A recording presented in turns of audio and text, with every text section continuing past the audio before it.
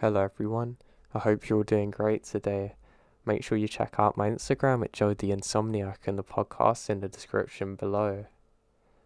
As always, there's a message before the video starts, so if you'd like to go straight to the stories, and there's timestamps in the description below for that. So for today, I'd like to share this.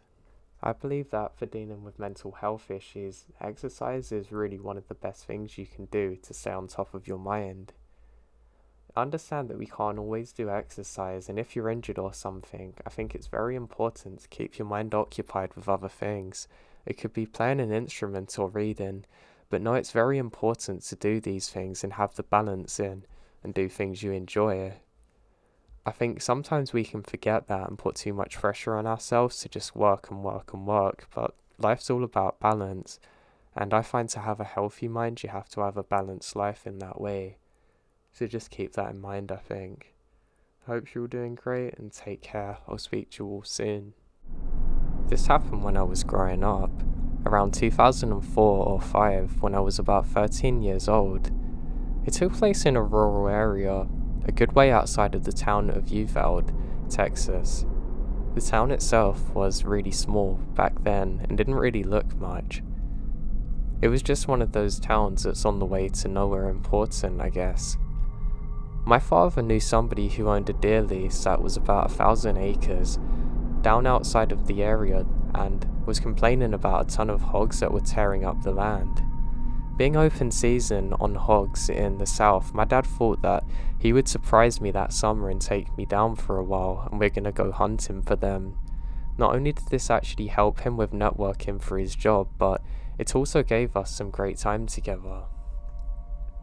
I remember the drive down from Dallas, and it was torture. It was about 7 hours in my dad's hardtop Jeep Wrangler. That car was so uncomfy and I hated it. All I had to do was either stare out of the window or try and beat Super Mario Land 2 on my Game Boy in my pocket, something I've never actually done in my youth. The drive, obviously, took most of the day, so when I got there it was early evening. Now the landowner had actually told my dad that he hadn't leased to anyone else, not for at least a year, in that cabin in the property, so it might look a little old and rusty. I didn't care. At this point in my life, I'd been in the Scouts for a while and liked the woods, to be honest. I liked to go hunting and whatnot with my friends. Needless to say, I was pretty comfortable. So, after unlocking the gate and driving to the cabin on the land we settle in, the cabin was pretty rough, dust and dirt everywhere, flies. I remembered that it looked like some raccoons had gotten into the cabin and camped on the floor. After cleaning it up for a bit and getting the sleeping bags out, we set up the cots and go to sleep. Now something was weird that night. I was never able to get comfortable enough to fall asleep at any restful moment. I couldn't put my finger on why I had that terrible feeling of being watched. I was finally able to drift off after what I guessed was maybe an hour. When we woke up, it was around 7 AM.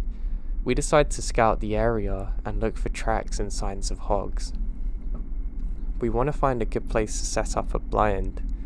It was the summer and horribly hot in the afternoon, so morning was really the best time to be out and about. After walking for an hour or so, we came to the area of trees, lightly dense, and luckily found some signs of hogs. Typical torn up grounds were what we expected, and we decided to follow them to the trees. I was looking for signs when my dad stopped me with his arms. I remembered looking up and seeing somebody about 50 yards away. Some of their body was blocked by the trees. This is private land, so there definitely shouldn't be anyone there. We also had confirmation from the owner before we got there to lease, and that nobody else should be there.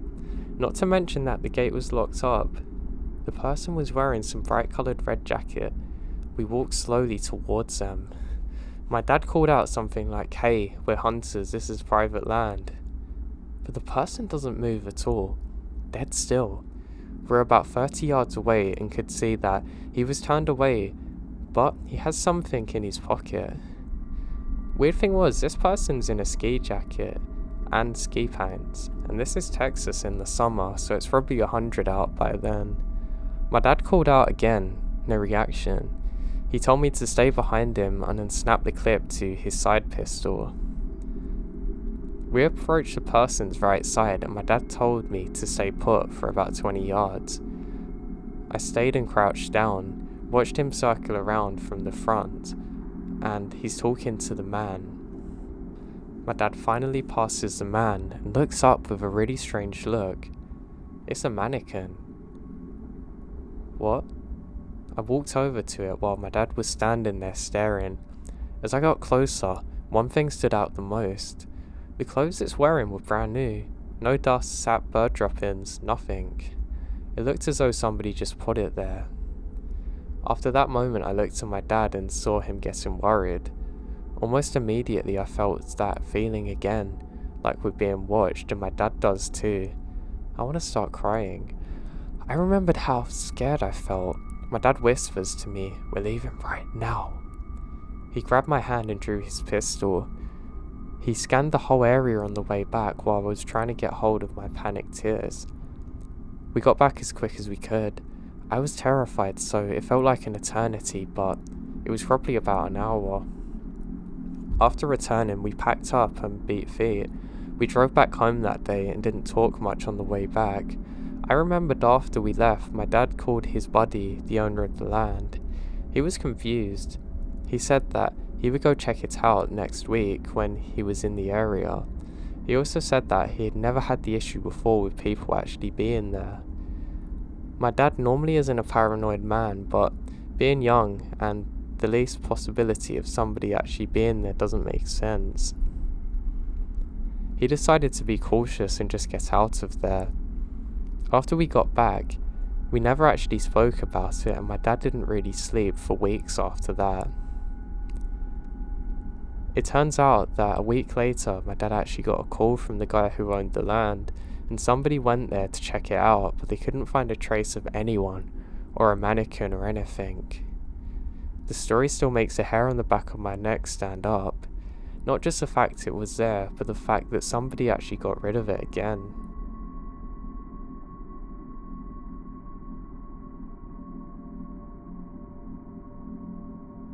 If you're interested in what I look like, then make sure you check out my Instagram at Joe the Insomniac. I was 17 at the time. I just got on my first job. I lived in Western Virginia, in a small mountain community. My mum's best friend owned a camping resort not far from my house that had a general store. She said she'd pay me to help out in the store during the busy months in the summer. It was a pretty easy job, and I met a lot of out-of-towners, which was nice because our community gets so isolated. Most of us live really far from each other. Now one day, a big burly mountain man come into the store. He's in his early 50s and probably 6'5" and about 280 pounds. He looked dirty, like he worked outside a lot. His clothes are tattered and he wears a long beard. He looked like a woodsy hermit person. He brought some basic items, one of which was a homemade soap bar, when he came to the register. Now he looks at me carefully and says, "Did you make this soap?" "Possibly. Yeah, I do sometimes." "You make a lot of your own stuff?" "Yeah, kinda." "I like that a lot," he said, nodding to himself. I honestly didn't know how to reply. I quickly rung up his items and paid with the crumply money that he had. Right before he left, he said, "You cook too?" "Sometimes." "Bet the boys round here are itching to marry you," he said as he smiled to himself. I was puzzled as to what I said that stood out as wife material. I told my friend's boss about the bizarre encounter and she laughed at it. But then, the mountain man started turning up more often than not. We chatted a little here and there, and as I found out, He had a cabin in the woods. He claimed he built it with his bare hands. He said he hunted and lived off the land. Other than the things he brought to the store, over time our chatter escalated, with him making comments about how nice it would be to have a woman like me up there making things for him. One time he even said, birthing hips that men lust after. God, so creepy. He even started inviting me to fish with him, hunt, etc. I politely declined, but he got more and more insistent, and I told my boss how weird I felt. The intensity with which he said things really started to scare me. She actually said to me that when he came in, go get her and she would ring things up. Thanks, I said. I started speaking to him less, and I thought that I wouldn't have to deal with him anymore. But one night, I was closing up, and it's late. Around 10 at night. The other worker left before.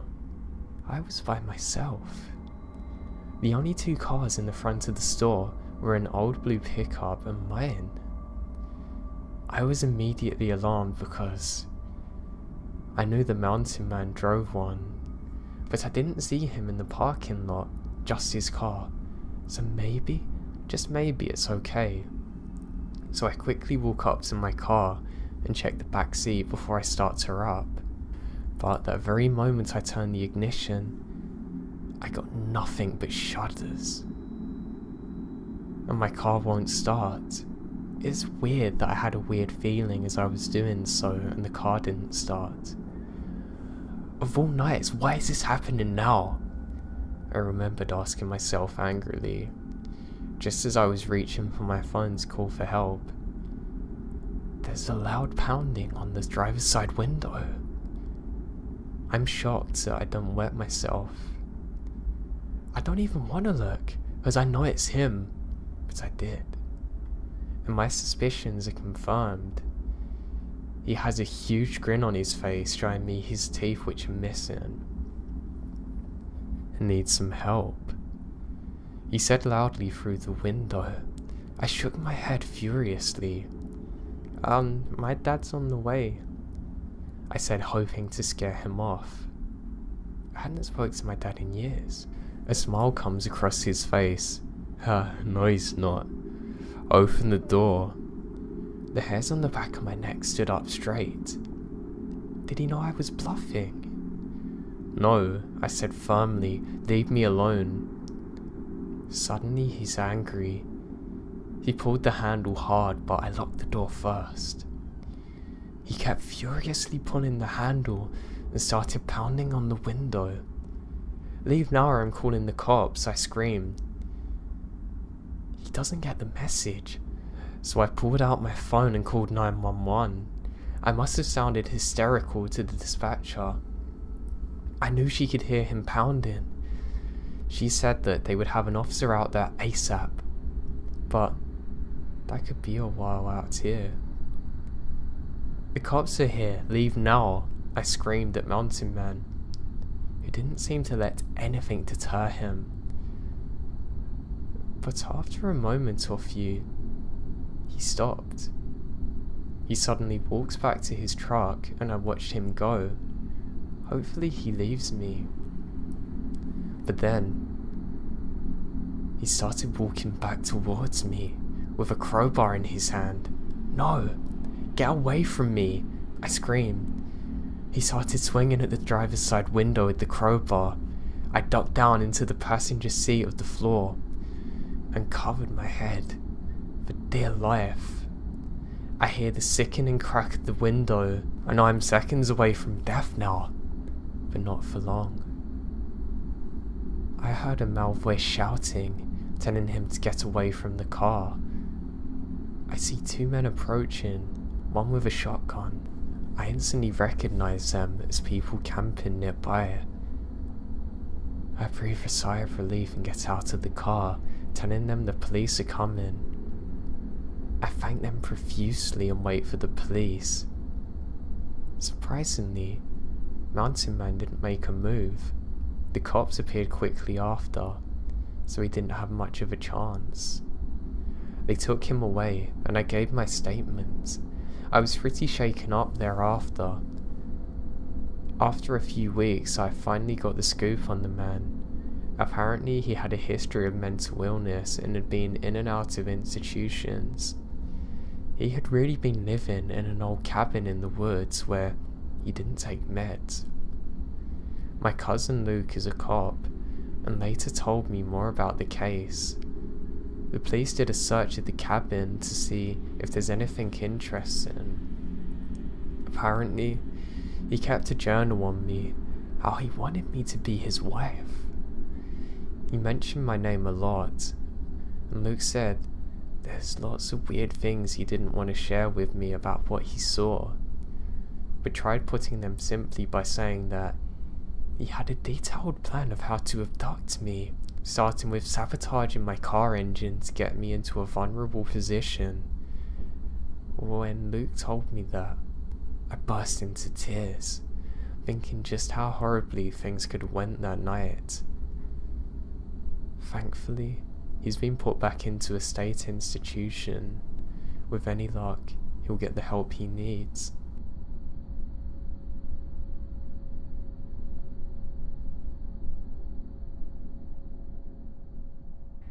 My dad and I went on a hiking trip a few days ago. My dad is a waterfall fanatic. He wants to see as many as possible. So he and I are hiking along a very pretty trail. We're hiking along a river. It's flowing nicely. There's mountains all around us. The trail is weaving around big, beautiful boulders. I'm hiking at most 30 feet ahead of him, looking for a spot to sit down and have picnic lunch on. And as I round a blind curve in the trail, I just freeze. Sitting on a stump maybe 10 feet off to the right is a guy, but he's wearing one of those colourful badger hoodies. With the hoodie pulled up, he's wearing a Halloween style bunny mask. He sees me and stands up right after my dad rounds a corner. We are all three sizing each other up in silence, and my dad addresses him. "What's up, buddy?" The masked man then tips his head as though he's deciding what to do with us. He then finally speaks, saying, "Oh, not much. You aren't the guys I'm waiting for. You have a good day." And then he turns and jogs off quickly.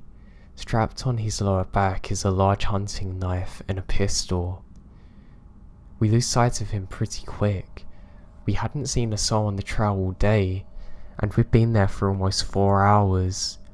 Needless to say, we leave the waterfall for another day and turn quick. Once we're off the trail, we report it to the local forest service and police, but they say they can't do much aside from keep an eye out for any suspicious activity. Now, the guy had no backpack or water or anything, which makes me think that he either had it stashed somewhere or was camping nearby. I hate to admit it, but I desperately wanted to ask the guy who he was looking for and why.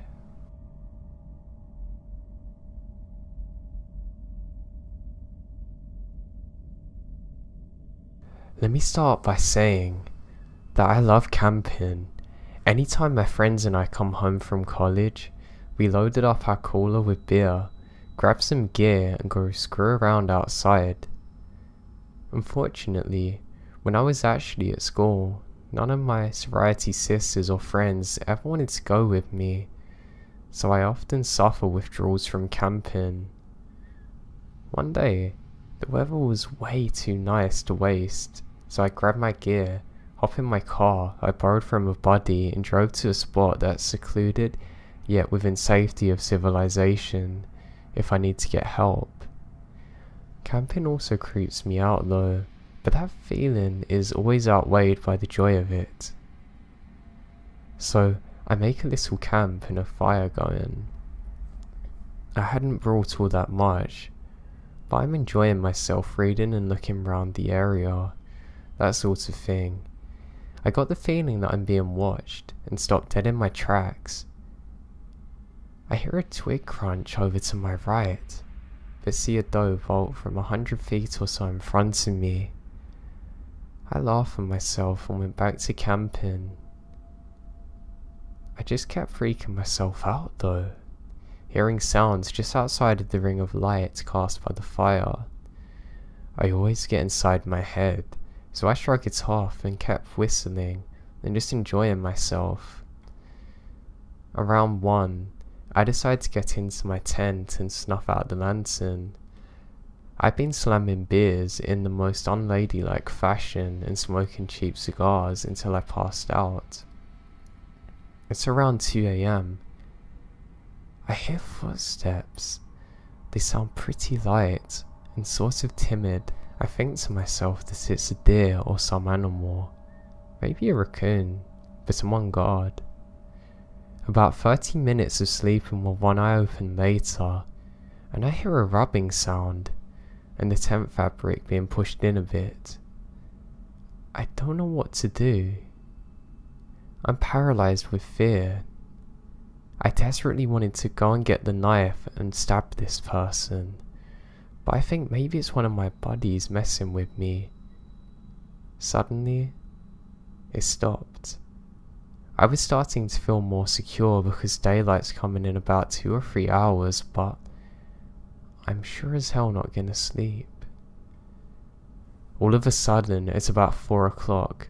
I realise I should have my boots on in case anything were to happen. After having stayed up and keeping alert for a little longer, my friend's car alarm goes screaming. I sprint out of the tent. I got about 2 steps out before something grabs me around the mouth. I open my mouth to scream, but instead, the person stops me. I've heard that people can perform insane feats of strength with adrenaline rush. In my case, I just clamped down. His finger popped off almost. He screamed and pulled his hand away. He took off, running down the hill and into the opposite direction. I take off. I must have looked ridiculous, but I didn't care.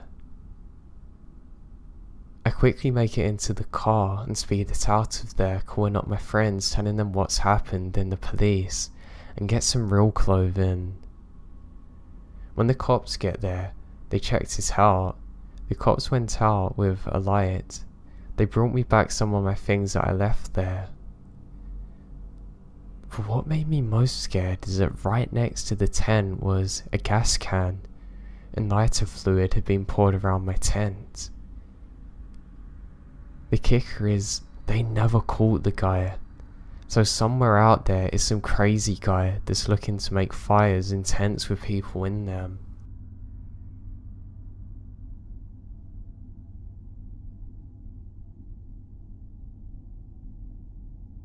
Growing up, every summer in July and August, my family would get together and camp out for 2 weeks at the White Lake State Park in Tamworth, NH. Some of my best childhood memories were made there, with rollerblading, Nerf gun wars, etc. Now when I was around my late teens, my family stopped gathering together to camp out after my grandpa passed away. One of the last years I was there, this one particular memory always stuck with me. A little over 10 years ago, I was 16 years old. It was around 10 PM at night when I noticed I had a missed call on my cheap little track phone. My family was sitting around the campfire cooking s'mores and sharing some laughs, so I decided to go and get some privacy to return the call. I then took a long narrow trail that winds in between other campsites that, at the end, leads up to the bathroom. I wasn't going up to the bathroom. I just wanted to find an empty campsite and sit at a picnic table to make my call. There was plenty of those, since this whole side of the campground was where I'm going and it's vacant. There was no other campers nearby in that area. It was quiet and dark, so I chose a campsite. I sit down at a table. There's lights from a distance that light up from behind the top of the hill behind me, illuminating my surroundings just a bit. I called my friend and was carrying on a conversation for around 20 minutes. As I'm sitting there, staring straight ahead, I see the silhouette coming down from the road in front of me. The figure is coming towards my direction, where all the empty campsites are. I can see it's a person. It's not that unusual to see people strolling through the campsite for a night walk. The people I see usually have flashlights, so this person doesn't, but I'm not creeped out, just curious. As the person gets closer, I can see the outline better now, and it's a man. I also noticed his pace slows down. I kept my eyes fixated on him as I continue conversing on my cell phone. A minute or two passes by now, and now he stopped moving. He's just standing there in the road looking straight into the campsite where I'm at. Now I don't know if he can see me. Oh wait, he can now. He's staring at me. I step back. He was a little heavy and tall. I can make out he's wearing a jacket. I can't see many facial features, but I would guess that I was staring at a man in his late 40s or 50s. Alarm bells are going off in my head now. My mind has turned to mush at this point and I'm frozen. I was no longer listening to what my friend is saying. I just stare off at this guy. He starts moving now. He was tiptoeing towards me, very carefully, like he didn't want to make a sound. He put one foot in front of the other, leaned forward in a slight hunch form. It looked as though he was charging towards me. In that moment, I snapped out of my mind-mushy frozen state and leaped forward off the picnic table and began running through the campsite back towards the trail. Thud, thud, thud. I can hear him getting closer now, leaves scuffling, heavy yet fast footsteps. Footsteps were getting louder and closer. I made it back to that narrow trail. Once he gets close to whereabout I was, I heard the sound of twigs snapping and the sound of someone annoyed that they've tripped or hurt themselves. Most likely he wasn't familiar with the trail like I was. Whatever the reason it was, it causes him to just stop. I don't stop looking back. I just keep running and running until finally I make it back to my family's campsite. When I got back there, they're still having laughs and smiles by the campfire. I break down crying and I'm trembling.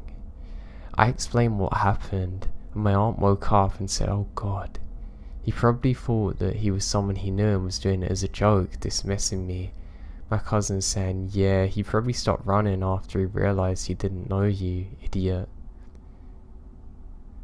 I wish I was taken seriously, but other than that one thing happening, there was no reason for them to really be afraid. My experience makes me think twice about going alone camping now. I always carry pepper spray with me too, and an alarm. I hope I never see that guy again.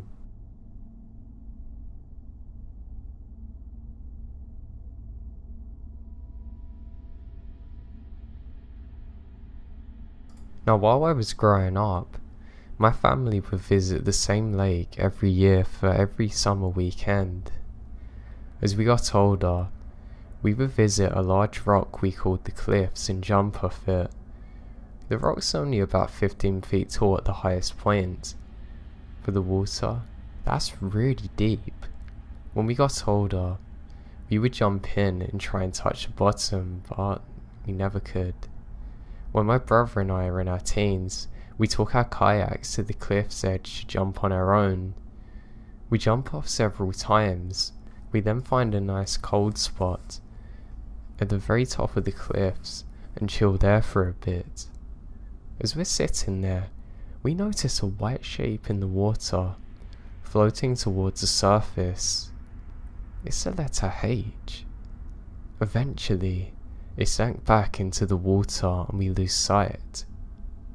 Before we can look away or even say anything else, another shape was floating upwards, the letter E. Eventually, it too sank below, but it was followed by two more letters, L, P. We didn't jump in after that. We stood up without saying a word and left. We never mentioned it to anyone, and I forgot it even happened. Several years ago, I was working as a camp counselor and told this story as a ghost story. I'd almost forgotten about it and texted my brother to see if I hadn't made it up completely. I asked him if he remembered the time we jumped off the cliffs and saw something in the water. He said yes. I asked him what it was and he too said it spelled out help.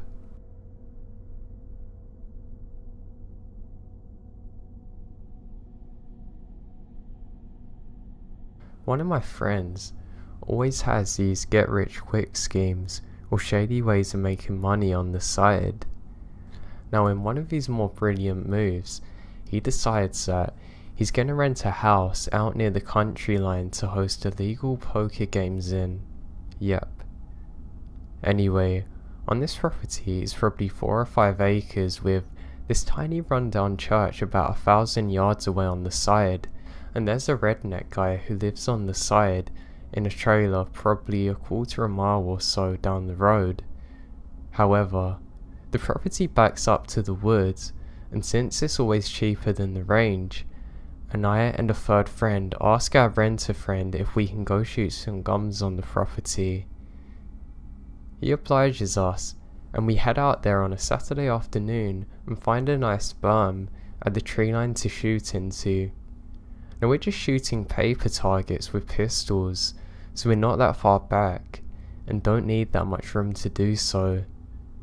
After a few magazines, we decide to venture deep into the woods to see just how far the property goes.